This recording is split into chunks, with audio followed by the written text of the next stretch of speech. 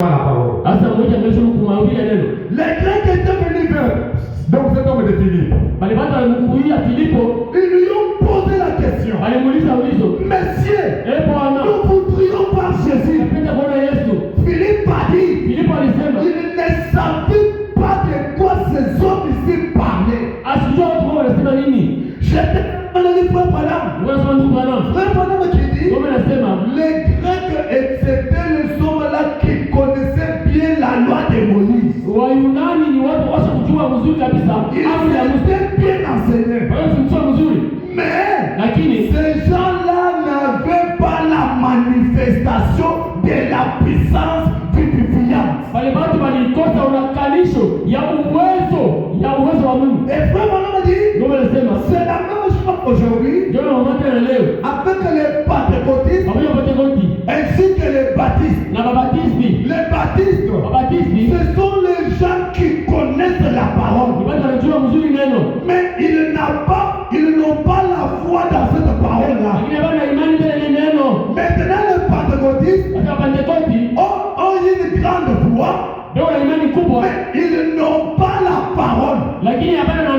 Branham a dit, j'aimerais maintenant que l'Église ne puisse pas vraiment prendre la parole et laisser la puissance, ou soit prendre la puissance et laisser la parole, parce que le miracle sans la parole c'est un son conflit.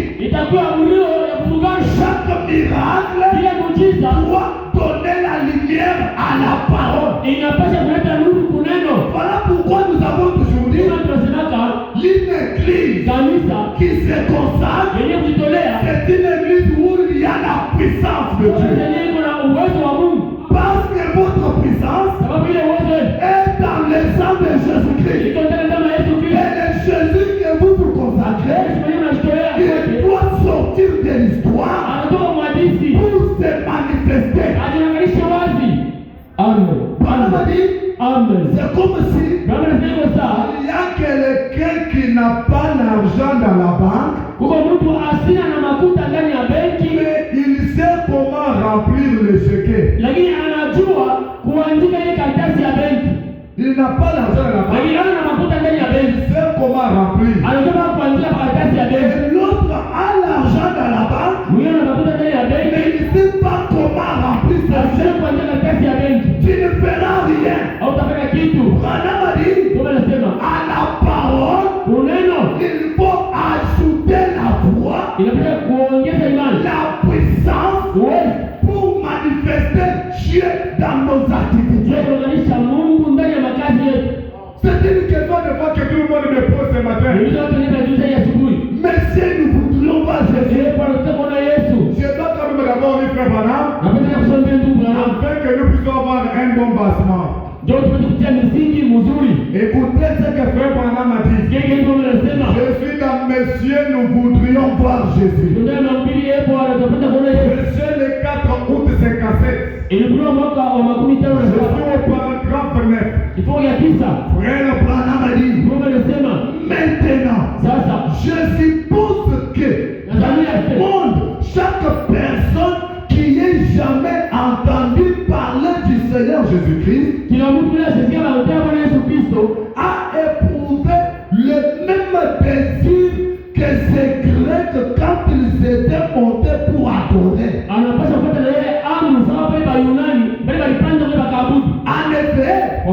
jamais quelqu'un n'a entendu parler de ces précieux noms sans éprouver l'ardent désir de les voir. L'homme ne peut pas seulement écouter parler de Jésus sans avoir le désir de voir ce Jésus-là. Tu me parles de Jésus, j'aime voir ce Jésus. Et que c'est ça même le désir de tout le monde ce matin. Quand vous avez quitté votre maison, vous êtes venus pour voir Jésus. Et je vous promets ce matin, Jésus que vous êtes venus pour voir ne vous décevra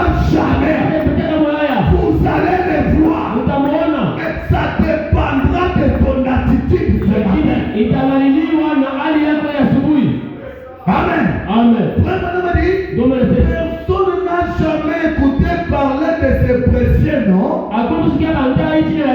le nom de Jésus, sans avoir le désir de lui voir. Écoutez ce qu'il dit. Sans avoir jamais le désir de le voir. Pourtant, c'était de servitude. Les Grecs avaient la sagesse.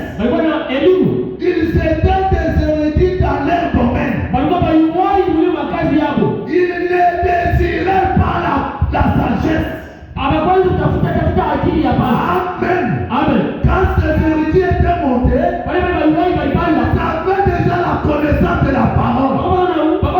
Ils ne voulaient pas encore cette connaissance-là. Mais il y avait quelque chose qui manquait. C'était toi de voir Jésus. Parce qu'ils savaient que tout le monde qui doit voir Jésus, sa vie doit changer. Parce que dans sa présence, rien n'est impossible. Ils avaient une sagesse. Ils avaient la connaissance. Ils n'en avaient pas encore besoin de nous montrer la sagesse. Ils ont dit, notre souci ce matin, c'est de voir Jésus. Ah, monsieur, tu m'as prêché, tu m'as parlé de Jésus. J'aime voir ce Jésus-là. Et c'est le désir de chacun ce matin. Il ne désirait pas avoir quelque chose qu'ils avaient. Mais leur problème était, leur requête était qu'ils voulaient le voir. Ils avaient entendu parler de lui. Mais ils voulaient le voir. Et ce soir, moi je peux dire ce matin, si je disais à cette assistance de gens, aimeriez-vous le voir? Chaque personne ici présente, si cela était demandé, elle verra sa main pour dire j'aimerais le voir. Jésus est mort. Vous voulez le voir aussi ce matin? Le frère Banama pose la question. Voulez-vous le voir? Manifestez le main si vous voulez le voir. Que Dieu vous bénisse. Frère Banama dit, combien aimeriez juste en guise de confirmation? Aimeriez-vous le voir? Autant que je peux voir, c'est 100%. Tout le monde veut toujours voir Jésus. Vous m'avez parlé de Jésus. Vous m'avez parlé de Jésus. Et quand vous avez parlé de Jésus, vous m'avez dit ceci. Il a guéri. Il a marché sur les eaux. Il a multiplié les pains. Mais ce matin, je veux les voir aussi. Parce que ce que vous m'avez parlé, c'est déjà de l'histoire. J'aimerais ce matin, il va encore multiplier la chose.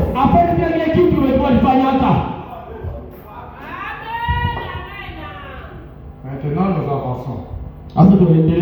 Amen. D'abord, Jésus en question. Qu'est-ce que lui avait fait?